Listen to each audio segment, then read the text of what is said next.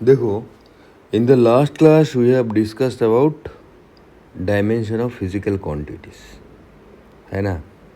तो physical quantity का एक डायमेंशन होता है, इसके बारे में बात किया और हमने देखा है डायमेंशनल फार्मूला क्या होता है, डायमेंशनल फार्मूला, एंड हमने देखा है dimensional formula along with dimensional equation, है ना। तो डायमेंशनल फार्मूला क्या होता है, हमने बोला था जैसे केमिस्ट्री का कुछ जो सब्सटेंस रहता है तो उसका एक फार्मूला हम लोग बोलते हैं। जैसे फॉर एग्जांपल हम बोलता है पोटेशियम डाइक्रोमेट का फार्मूला क्या है, तो उसका होता है K2Cr2O7। सिमिलरली अगर किसी को पूछते हैं जो भाई बताओ जो फोर्स का डायमेंशनल फार्मूला क्या है, तो वो क्या बोलेगा, फोर्स का डायमेंशनल फार्मूला है Mlt²-2। तो इसको सिंप्लीफाई करके हम लोग डायरेक्टली लिखेंगे Mlt²-2 इन द ब्रैकेट, ठीक है। अगर बोलता है जो भाई वेलोसिटी का डायमेंशनल फार्मूला क्या है, तो वो बोलेगा Lt²-1, ओके। और डायमेंशनल इक्वेशन क्या होता है, डायमेंशनल इक्वेशन एक इक्वेशन है जिसका लेफ्ट साइड में एक डायमेंशन है और राइट साइड में एक डायमेंशन है, ठीक है। जैसे इसका लेफ्ट साइड में वेलोसिटी v है, राइट साइड में Lt²-1 है। सो ये हो गया एक डायमेंशनल इक्वेशन, व्हेयरएज ये हो गया एक डायमेंशनल फार्मूला। क्लियर है यहाँ तक। तो इस वीडियो में हम लोग बात करेंगे डायमेंशनल एनालिसिस के ऊपर। ये बहुत ही इम्पोर्टेंट चैप्टर है, मतलब टॉपिक है बहुत ही इम्पोर्टेंट, ये ध्यान से सुने, क्योंकि if you understand this dimensional analysis properly then you will be able to solve any question, okay. So ये डायमेंशनल एनालिसिस का कॉन्सेप्ट क्लियर होना बहुत ही इम्पोर्टेंट है और हम ये डायमेंशनल एनालिसिस इस वीडियो में करेंगे। इसको लास्ट तक ज़रूर देखें, वीडियो को शेयर करो, सब्सक्राइब करो, ठीक है। तो ये डायमेंशनल कंसिस्टेंसी और प्रिंसिपल ऑफ होमोजीनिटी, ये दो चीज़ हम लोगों को समझना पड़ेगा, ठीक है ना। एक्चुअली क्या है ना, जो फिज़िकल क्वांटिटी है, फिज़िकल क्वांटिटी का अगर डायमेंशन सेम होता है, इसमें क्या लिखा है, physical quantity with same dimension can be added, physical quantity with different dimension can't be added, ठीक है। तो जो फिज़िकल क्वांटिटी का डायमेंशन सेम है वो हम ऐड कर सकता है और सब्ट्रैक्ट भी कर सकता है, बट फिज़िकल क्वांटिटी का अगर डायमेंशन सेम नहीं है हम ऐड सब्ट्रैक्ट नहीं कर सकता है।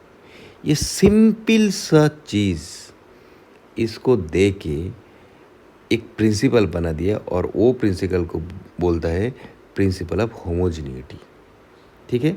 इसको डायमेंशनल कंसिस्टेंसी भी कहा जाता है।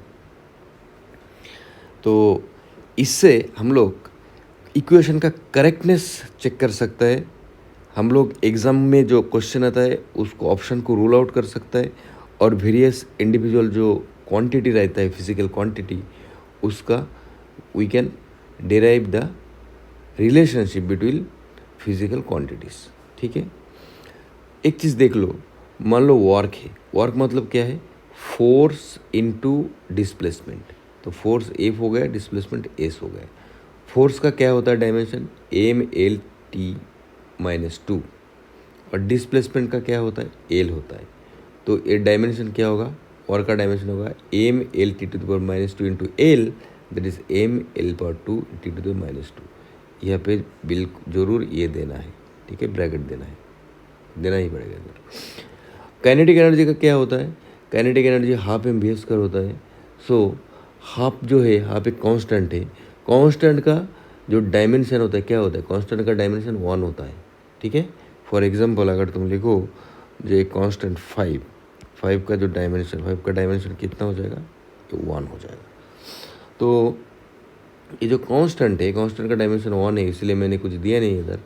m का होता है m, ए भी ब्रैकेट में होगा, और v का होता है L(T⁻⁻1) स्क्वायर।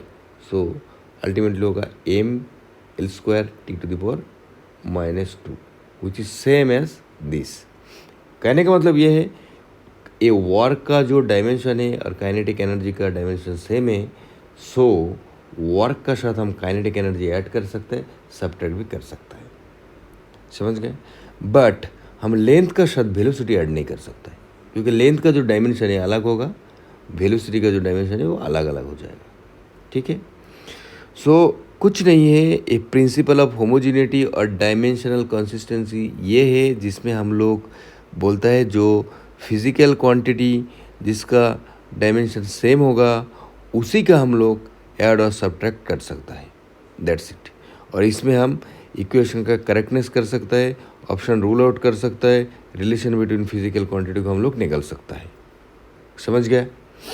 अभी देखो, मान लो एक इक्वेशन है, एक सिंपल से इक्वेशन है जो a plus b equal to c. तो इसमें बताओ a plus b equal to अगर c है तो इसमें हम क्या लिख सकते हैं? कोई इक्वेशन का लेफ्ट साइड का जो डायमेंशन और राइट साइड का डायमेंशन इक्वल होना ही है, इजंट इट? सो इसमें हम लिख सकता हूँ जो a प्लस बी का dimension must be equal to c का डायमेंशन। ओके, तो ये तभी होगा जब a का डायमेंशन, b का डायमेंशन और c का डायमेंशन तीन सेम सेम होगा। ठीक है? So dimension of a, dimension of b, dimension of c, all three must best be same.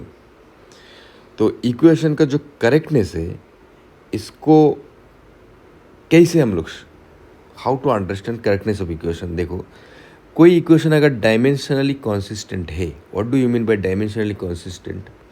N equation is dimensionally consistent or this equation satisfies the principle of homogeneity if the left hand side of the equation has the same dimension of the right hand side of the equation. Okay, so अगर dimensionally consistent है मतलब वही equation का तो left hand side में जो dimension था और राइट हैंड साइड का जो डायमेंशन था वो तो सेम था। ये छोटा सा एग्जांपल देखता हूँ मैं, इसका ए का डायमेंशन जो है बी का डायमेंशन वही है, सी का सेम है, और ए प्लस बी का जो डायमेंशन है सी का डायमेंशन सेम है, तो हम बोल सकते हैं ये इक्वेशन डायमेंशनली कॉन्सिस्टेंट है और this equation satisfies principle of homogeneity. अगर सेटिस्फाई करता है तो मैं इसको येस लिखूंगा, अगर सेटिस्फाई नहीं करता है तो मैं इसको नो लिखूंगा। ठीक है? तो मान लो एक इक्वेशन डायमेंशनली कॉन्सिस्टेंट है, अगर डायमेंशनली कॉन्सिस्टेंट है तो वो जो एक्चुअल इक्वेशन है, एक्चुअल इक्वेशन क्या है? ये एक्चुअल इक्वेशन है। और डायमेंशनल इक्वेशन क्या है? डायमेंशनल इक्वेशन है a प्लस बी डायमेंशन, ये सी का डायमेंशनल का साथ इक्वेशन। ये जो है ये डायमेंशनल इक्वेशन है और ये एक्चुअल इक्वेशन है। तो डायमेंशनल इक्वेशन को हम लोग एनालाइज करता हूँ और ये करने के बाद हम लोग इस ये एक्चुअल इक्वेशन के साथ क्या रिलेशन है वो एस्टेब्लिश करने का हम लोग कोशिश करता हूँ। अभी इधर कोशिश करो, देखो, अगर डायमेंशनली कॉन्सिस्टेंट है तो इक्वेशन करेक्ट भी हो सकता है, इनकरेक्ट भी हो सकता है। बट अगर डायमेंशनली वो कॉन्सिस्टेंट नहीं है, if an equation is inconsistent dimensionally then definitely that equation is incorrect, it is true. तो इसमें देखो ये जो सेकंड वाला जो है, सेकंड वाला बहुत ही इंपॉर्टेंट है। अगर डायमेंशनली कॉन्सिस्टेंट नहीं है, अगर मैं देख लिया तो डायरेक्टली मैं बता दूंगा इक्वेशन भाई करेक्ट नहीं है। समझ रहा है? नेक्स्ट देखो, एक छोटा सा एग्जांपल ले लो। जैसे कोई लेखा, मान लो कोई लिखा half M B square plus l equal to f into s, कोई लिख दिया जिसमें वो बोला है जो एल जो है एल लेंथ है। तो ये बिल्कुल गलत होगा, ये इक्वेशन ही गलत है। क्यों? क्योंकि ये लेफ्ट हैंड साइड का जो डायमेंशन है अगर देखोगे तो ये left hand side half M b का जो डायमेंशन है ये एनर्जी का डायमेंशन है, ये लेंथ का डायमेंशन है। भाई एनर्जी का साथ हम लेंथ ऐड नहीं कर सकते हो, तो बिल्कुल गलत होगा ना ये चीज़। तो डायमेंशनली तो गलत है, that means equation is definitely wrong equation. Okay, so इसी using this principle we can rule out the option in the exam. ठीक है? जैसे if I add velocity with force, definitely that will be wrong. Similarly initial velocity can be added with change in velocity, okay, and that can give final velocity. if an equation is right like this, initial velocity plus change in velocity is equal to final velocity. Suppose it is like written like this. So इसमें dimensionally left hand side का अगर dimension तुम निकलोगे क्या होगा, initial velocity इसका dimension velocity है, change in velocity उसका भी डायमेंशन वेलोसिटी है, और फाइनल वेलोसिटी उसका भी डायमेंशन वेलोसिटी है, तीनों का डायमेंशन वेलोसिटी है. ये इक्वेशन डायमेंशनली कंसिस्टेंट है, but whether this equation is actually correct और not, that we can not tell, still we can not tell. क्यों? क्योंकि डायमेंशनली अगर कंसिस्टेंट है तो हम बता नहीं सकते वेदर इक्वेशन इज करेक्ट और इनकरेक्ट. समझ गया? अभी देख लो, मान लो एक इक्वेशन है x equal to x0 plus v0 into t plus half a t square, where a is the acceleration, v0 is the initial velocity and x0 is the initial displacement of a particle. So what I am telling, a particle with initial displacement x naught and initial velocity v naught is moving with an acceleration a, then the displacement of the particle as a function of time can be written as x equal to x naught plus v0 t plus half a t square. Now we have to find out whether this equation is correct or not. ठीक है? सो पहले ये check करने के लिए हम लोगों को क्या करना पड़ेगा, हम लोगों को देखना पड़ेगा ये इक्वेशन का डायमेंशनल कंसिस्टेंटी पहले मैं चेक कर लेता हूँ. क्यों? क्योंकि अगर डायमेंशनली कंसिस्टेंट नहीं है तो तुम्हें डायरेक्टली बता दूंगा ये तो इक्वेशन इनकरेक्ट है. अगर डायमेंशनली कंसिस्टेंट है तब तो अलग बात हो गया. तो पहले ट्राई करता हूँ डायमेंशनली इनकंसिस्टेंट करने के लिए इसको. तो लेफ्ट हैंड साइड में देखो ये जो एक्स है, एक्स तो लेंथ का है, इसका डायमेंशन लेंथ है. एक्स नॉट ये भी डिस्टेंस है ना, ये देखो ये फाइनल डिस्टेंस है, ये इनिशियल डिस्टेंस है, तो इसका भी लेंथ है. ये देखो v0 जो है, v0 का क्या होता है l into T to the power -1, इसका डायमेंशन होता है L T to the power -1, और टी का होता है टी, ये सब ब्रैकेट में लिखो. तो ये ए वाला क्या होगा, टी टी कैंसिल आउट हो जाएगा, ओके रह जाएगा एल. सिमिलरली ए का होता है, इसमें लिखना पड़ेगा, ए का होता है L T to the power -2, और टी स्क्वायर का होता है टी स्क्वायर कैंसिल आउट होता है, रह जाता है खाली एल. तो क्या देखा, लेफ्ट हैंड साइड में इसको एल है, इसका एल है, इसका राइट हैंड साइड में इसका एल है, राइट हैंड साइड का तीनों एल है, लेफ्ट हैंड साइड का एल है. तो ये जो इक्वेशन है ये तो डायमेंशनली कंसिस्टेंट है. अभी मान लो ये जो इक्वेशन है इसका इनिशियल जो डिस्प्लेसमेंट ये एक्चुअली 3 मीटर है, बट तुम इक्वेशन में लिख दे 4, तब क्या होगा, इक्वेशन गलती हो जाएगा ना. तो डायमेंशनली कंसिस्टेंट होने से भी कोई गारंटी नहीं है जो इक्वेशन करेक्ट है या नहीं है. समझ रहे हो? नेक्स्ट देखो, मान लो ये एक इक्वेशन मैंने लिखा like this, x equal to x not plus v0 t plus half a t cube, मान लो इसे लिखा है. इसमें तो तुम डायरेक्ट रूल आउट कर देंगे, पता है इक्वेशन इनकरेक्ट है. क्यों? लेफ्ट हैंड साइड का ये एल है, राइट हैंड साइड के पहले वाला एल है, सेकंड वाला एल है, हम लोग देखा हो ये दोनों के जैसे है. बट ये जो है हाफ ए टी क्यूब, इसमें हाफ का तो 1 है, हाफ का डायमेंशन 1 होता है, correct, because half is a constant, तो कांस्टेंट का डायमेंशन 1 होता है. ठीक है, ए का है l into T to the power -2, और टी का होता है t cube. So t cube का साथ t to the power -2 cut के एक टी टू द पावर 1 रह जाएगा. तो राइट हैंड साइड का ये वाला जो पार्ट है इसका डायमेंशन हो जाएगा L T to the power 1.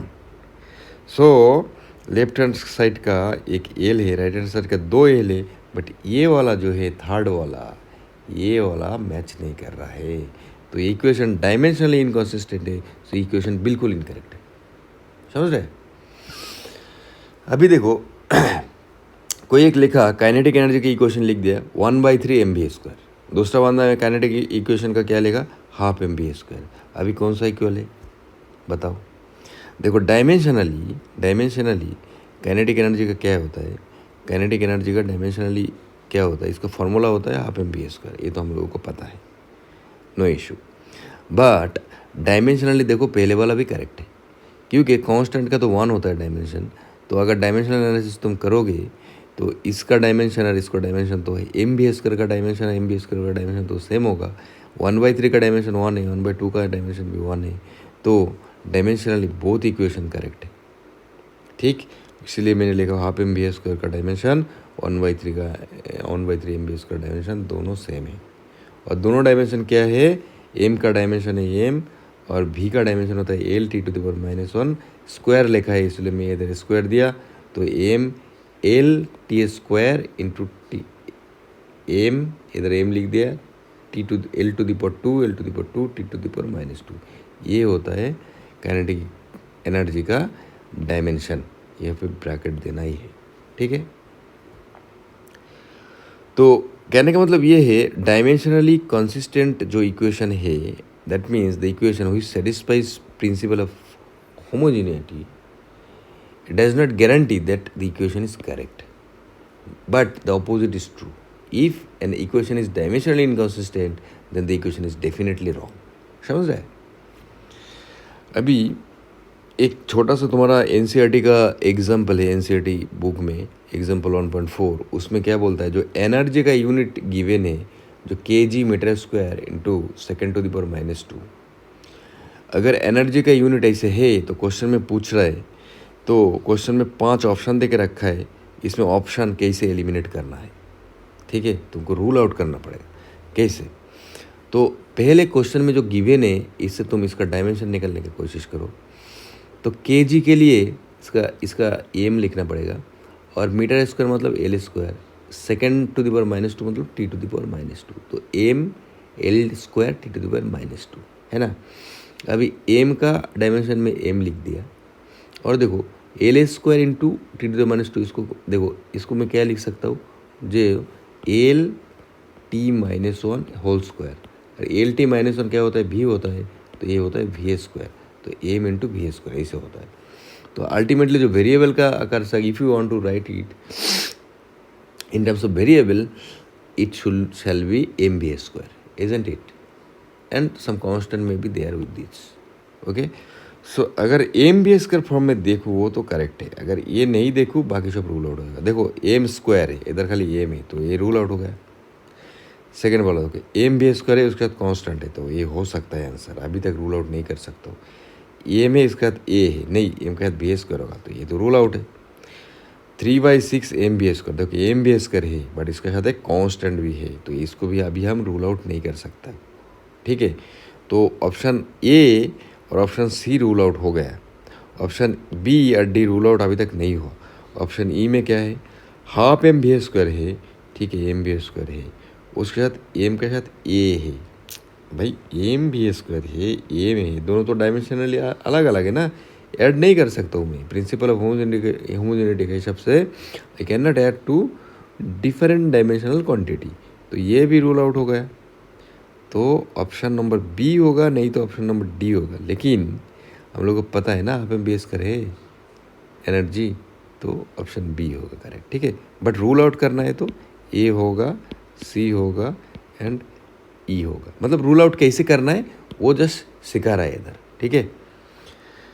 अभी देखो इतना तो तुम्हारा समझ में आ गया। अभी एक चीज़ मैं बताता हूँ, ये डायमेंशनल से इसमें हम क्या कर सकता है, इसमें हम लोग डिफरेंट फिजिकल क्वांटिटी जो है उसका अंदर हम लोग रिलेशन निकल सकता है। जैसे एक देखो एग्जांपल, एक सिंपल एक पेंडुलम है, ठीक है, ये पेंडुलम का मास एम है और इसका लेंथ है एल, ठीक है।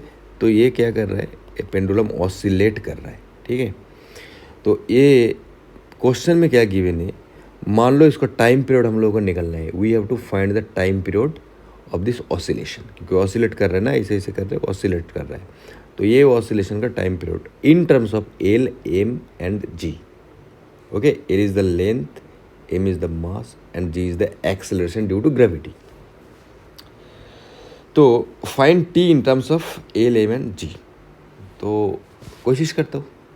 देखो तो अभी हम लोग इतना तो पता है, जो अगर कोई इक्वेशन है a = b + c, तो हम तो ये नहीं लिख सकता है, जो a = b प्लस सी, ऐसे अगर लिखूंगा दैट इज इनकरेक्ट। क्यों ऐसे? क्यों? ये ए जो है, ए का जो डायमेंशन है, ये डायमेंशन ये होगा मास का डायमेंशन। मान लो बी का डायमेंशन मास का, सी का डायमेंशन मान लो एनर्जी का। ठीक है, तो मास का साथ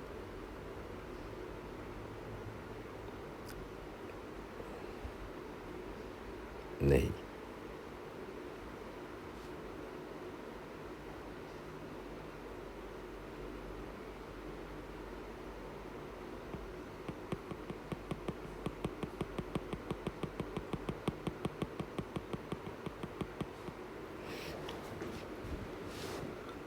तो देखो गिवन है जो हम लोगों को टाइम पीरियड निकलना है, तो टी ये किसका किसका फंक्शन बोला? एल का फंक्शन बोला, एम का फंक्शन बोला और जी का फंक्शन बोला। अभी एक चीज़ याद रखना है, ये जो तीन का फंक्शन है टाइम पीरियड, ठीक है, टाइम पीरियड तीन का फंक्शन है। अभी तुमको तो पता नहीं है इसका पावर कितना कितना होगा, और रिलेशनशिप इसमें ऐड नहीं हो सकता है, ऐड नहीं हो सकता क्योंकि ये एल एम एंड जी तीन अलग अलग डायमेंशन है, तो अलग अलग डायमेंशन हम ऐड करके नहीं लिख सकता हूँ, तो इसको मल्टीप्लिकेशन करके लिखना पड़ेगा। ठीक है, और फिजिकल क्वांटिटी का जो है जो रिलेशनशिप निकलता है वो इन टर्म्स ऑफ मल्टीप्लिकेशन ही लिखता है, क्योंकि ऐड एंड सब्ट्रैक्शन जो है वो तो प्रिंसिपल ऑफ होमोजेनिटी के लिए है। वो तो सेम अगर क्वांटिटी होगा तो भी मैं ऐड और सब्ट्रैक्ट कर पाऊंगा, बट डिफरेंट क्वांटिटी है, ऐड तो होता नहीं है, इसका मल्टीप्लाई करके इसका रिलेशनशिप निकलना पड़ेगा। लेकिन ये एल का कितना है, एल का कितना पावर है उसको पता नहीं। मान लो एल का पावर एक्स है, एम का पावर वाई है और जी का पावर जेड है, ऐसे लिखना है तुमको। ठीक है, तो टी इक्वल टू मैंने लिखा l power x, m power y, g power z. ठीक है, मैं इसे लिख रहा हूँ। अभी इसके बाद में एक्स वाई और जेड का वैल्यू निकल लूँगा, निकलने के बाद में टी इक्वल टू क्या होता है वो रिलेशन हम निकल लेंगे। तो ये कैसे करना है, डायमेंशनल एनालिसिस हम लोगों को करना पड़ेगा। तो देखो लेफ्ट हैंड साइड में टी है, तो टी का जो डायमेंशन है वो तो टी है ना, लेफ्ट हैंड साइड में टाइम का डायमेंशन। राइट हैंड साइड में डायमेंशन टाइम का होना पड़ेगा, क्योंकि लेफ्ट हैंड साइड का डायमेंशन और राइट हैंड साइड का डायमेंशन सेम होता है, मैंने बता दिया था। तो देखो राइट हैंड साइड लिखता हूँ मैं, राइट हैंड साइड में लिख रहा हूँ। राइट हैंड साइड में क्या है, लेंथ एल पावर एक्स, देखो एम लिखा है तो एम पावर वाई, और देखो जी लिखा है तो डायमेंशन जी पावर जेड। ठीक है, ये राइट हैंड साइड है। तो लेफ्ट हैंड साइड में था टी, ठीक है, इसको काट दो, लेफ्ट हैंड साइड में था टी, तो ये टी का जो डायमेंशन डेफिनेटली इसके साथ मैच करना चाहिए। तो एल का मैं रख दिया, एल का पावर एक्स, एम का भी रखना पड़ेगा क्योंकि ये सब बेस क्वांटिटी है ना, एम एल बेस डायमेंशन होता है। जी, जी मतलब एक्सेलरेशन, एक्सेलरेशन क्या होता है, length divided by time square, तो एल टी टू द -2, ये पावर हो जाएगा जेड। अभी एल का टोटल कितना होगा, देखो एल का इधर था एक्स और राइट साइड में था जेड, तो एक्स प्लस, अरे पेन ले लो, x plus z, l power x plus z. M power क्या हो गया, एम तो और कुछ है नहीं तो वही आएगा, और टी पावर क्या रहेगा, टी पावर होगा -2z। अभी देखो लेफ्ट साइड में था क्या, टी, तो टी के क्या मैं लिखूंगा, टी के मैं लिखूंगा टी पावर 1, एम पावर 0 और एल पावर 0 ऐसे लिखूंगा। अभी लेफ्ट साइड में देखो जो टी था, टी का पावर 1 है, और यहाँ पे टी का जो डायमेंशन है उसका पावर -2z है, तो टी का साथ टी का कंपेयर करना है, तो मैं लिख सकता हूँ ये 1 जो है और -2z सेम है, मतलब मैं क्या बोल रहा हूँ, ये टी वाला पोर्शन अलग से लिखो, T power 1 equal to T power -2z। Similarly तुम लिखो M power 0 equal to M power Y, और सिमिलरली तुम लिखो L power 0 equal to L power x plus Z. Just अलग अलग करके हम लिखा हो, ठीक है। एल का साथ एल लिखा, एम का साथ एम लिखा, टी का साथ टी लिखा। सिंपल सा है, बहुत ही सिंपल है। तो यहाँ से क्या लिख रहा हूँ, -2z इक्वल टू 1 होगा, क्योंकि इधर बेस तो सेम है। -2z इक्वल टू 1 मतलब z इक्वल टू -½ हो जाएगा। लिख लो z इक्वल टू -½ हो गया, ठीक है। अभी देखो टी का हो गया, एम का देख लो, y इक्वल टू 0 हो जाएगा, y इक्वल टू 0 हो गया, लिख लो। अभी इसमें देखो x plus Z equal to 0, तो x plus Z equal to 0 हो गया, और z का वैल्यू तुम्हारा -½ था, तो x हो गया +½ ठीक है।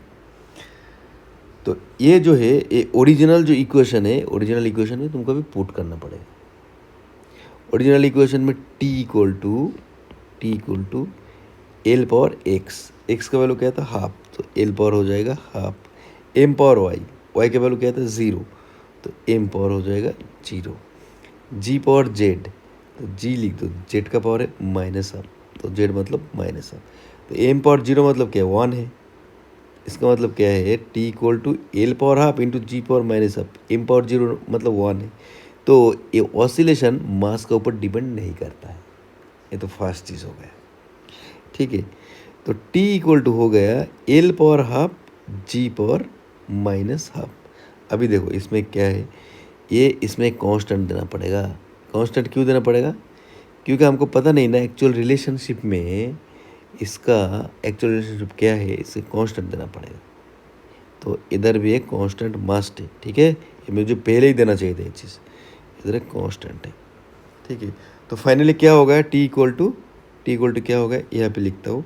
तो टी इक्वल टू हो गया, इसको देखो के, देखो हो गया रूट करने से एल आ गया ऊपर में, जी आएगा नीचे, root L by ji. T equal to K root L by G. अभी हम क्या कर लिया, एक टाइम पीरियड निकल लिया इन टर्म्स ऑफ ए लेंथ। तो इसमें पता चलता है जी तो कांस्टेंट होता है, तो अगर लेंथ पता है तो टाइम पीरियड पता चल जाएगा। तो अभी तुम क्या कर सकता है, अभी एक लेंथ दे के अगर तुम एक्सपेरिमेंट करोगे, पर्टिकुलर मान लो 10 मीटर दे दिए, एक्सपेरिमेंट तुम अगर करोगे तो क्या होगा, जी का वैल्यू भी 10 है, एल का वैल्यू भी 10 है, मतलब उसका बाद करस्पॉन्डिंग तुम्हारा एक टाइम पीरियड आ जाएगा। तो वो उस एक टाइम पीरियड आ जाएगा। इसे अगर तुम एक्सपेरिमेंट करोगे ना, एक पर्टिकुलर लेंथ के लिए अलग अलग टाइम पीरियड आएगा, तो इसके एक्सपेरिमेंट से तुम के का वैल्यू निकल सकते हैं, बट उतना रिसर्च अभी नहीं करना है। एक के का एक्चुअल वैल्यू होता है 2 पाई, एक्चुअली होता है T equal to 2 pi root L by g, ठीक है। ए होता है T equal to 2 pi root L by g. But a dimensional analysis से हम टी इक्वल टू ओनली निकल दिया के root L by ji, T equal to 2 pi root L by g हम नहीं निकाला। 2 pi root L by g ये पता होना चाहिए, इसके का वैल्यू 2 पाई पता होना चाहिए, तो अभी तुम एग्जैक्ट इक्वेशन लिख पाओगे। बट डायमेंशनल एनालिसिस हमको हेल्प कर दिया, एटलीस्ट डायमेंशनल इक्वेशन कैसे रिलेटेड है, समझ गए। तो यही है। अभी एक इम्पॉर्टेंट चीज़ है, बहुत ही इम्पोर्टेंट, इसको देखो, इसको देखना ही है। ये चीज़ है जो जितना मैथमेटिकल फंक्शन होता है, ठीक है, जैसे एक्सपोनेंशियल फंक्शन, ये एक्सपोनेंशियल फंक्शन, ठीक है, उसका बाद ट्रिगोनोमेट्रिक फंक्शन, ठीक है, ट्रिगोनोमेट्रिक फंक्शन, साइन फंक्शन मतलब साइन इनवर्स फंक्शन, ठीक है, इनवर्स ट्रिगोनोमेट्रिक फंक्शन, ये सब जितना फंक्शन होता है ना, लॉग मान लो, लॉग, ठीक है, ये सारी चीज़ जो है, ये क्या है ना, इसका कोई डायमेंशन नहीं हो सकता है, ठीक है। क्यों, मान लो simple exponential function. Exponential function क्या होता है? एक्सपोनेंशियल फंक्शन का एग्जांपल एफ ऑफ एक्स कोई फंक्शन है, e to the power x एक एक्सपोनेंशियल फंक्शन है। तो e to the power x का ना एक सीरीज़ है। ये क्या होता है? जो X power 0 by factorial 0 plus X to the power 1 by factorial 1 plus X to the power 2 by factorial 2 एक इनफाइनेट सीरीज़ है। ठीक है, ये मैथमेटिकल सीरीज़ है। ठीक है, तो e to the power x मतलब क्या है? 1 प्लस एक्स, इसका वैल्यू 1 है ना, प्लस ये देखो इसका एक्स है plus x square by 2 plus ऐसे करके करके इन्फिनिटी तक है। ठीक है, फैक्टोरियल 2 का वैल्यू होता है 2। फैक्टोरियल मतलब क्या है पता है? फैक्टोरियल मतलब क्या है? फैक्टोरियल 5 मतलब होता है 5 इंटू 4 इंटू 3 इंटू 2 इंटू 1, जिसका फैक्टोरियल है वह से स्टार्ट करके 1 तक मल्टीप्लाई करना है। ठीक है, फैक्टोरियल 2 होता है क्या? Factorial 2 equal to 2 into 1 that is 2 होता है। ओके, तो अभी मान लो एक्स का डायमेंशन है, तो एक्स हम मीटर मान लेता हूँ, एक्स मीटर है मान लो। तो एक्स अगर मीटर है, एक कांस्टेंट के साथ तुम मीटर ऐड किया, मीटर के साथ एक मीटर स्क्वायर, मतलब क्या है? मीटर एक लेंथ, मीटर स्क्वायर मतलब एक एरिया होता है, लेंथ के साथ तुम एरिया ऐड कर रहे हैं, उसके बाद फिर कांस्टेंट ऐड कर रहे हैं, तो हो नहीं सकता है। तो ये जो सीरीज़ है ये वैलिड तभी होता है जब एक्स का वैल्यू कांस्टेंट होगा। करेक्ट, कांस्टेंट नहीं होने से डिफरेंट डायमेंशन को ऐड हो जाएगा। तो एक्स का कोई डायमेंशन नहीं हो सकता है। एक्स का कोई अगर डायमेंशन नहीं होगा तो e to the power x का एक कांस्टेंट वैल्यू आ जाएगा, इसका कोई डायमेंशन नहीं रहेगा। तो सेम चीज़ लॉग का भी एक ऐसे सीरीज होता है, ट्रिगोनोमेट्रिक का साइन एक्स का सीरीज होता है, साइन इनवर्स एक्स का सीरीज होता है। तो डिफरेंट जितना ये फंक्शन है मैथमेटिकल जिसको हम सीरीज में लिख सकता है, ठीक है ना, उसका कोई डायमेंशन नहीं होता है। जैसे कोई अगर मान लो कोई बोल दिया जो एक पॉइंट ए है एक पॉइंट बी है, ए टू बी मूव किया एक पार्टिकल और इसको टाइम लगा e to the power t second, बिल्कुल गलत बोल रहा है। बट कोई अगर बोला e to the power t second where t is constant, t अगर कांस्टेंट अगर बोल दिया तो ये ठीक बोला। But e to the power t second ऐसे नहीं हो सकता है। ठीक है, टी एक कांस्टेंट मैंने बोला, टी सेकेंड अगर तुम पकड़े, कांस्टेंट मतलब ये टाइम नहीं है। ठीक है, e to the power t constant मतलब ये square e cube time that is accepted. But e to the power 5 second भाई ये सब नहीं हो सकता है। समझ गया? तो ये first chapter including dimensional analysis जितना था, ये फर्स्ट चैप्टर अभी ये कंप्लीट हो गया है। ओके, तो ये ध्यान से देखते रहना। हमारा जो प्लेलिस्ट है, ये प्लेलिस्ट का पहले से देखो, फर्स्ट चैप्टर एनसीईआरटी का जितना है सारी कॉन्सेप्ट कवर हुआ है, तो ये ध्यान से देख के प्रैक्टिस करते रहना। ठीक है, और कुछ भी डाउट है तो यहाँ पे नीचे लिखो, कमेंट करो, शेयर करो दोस्तों के साथ। ठीक है।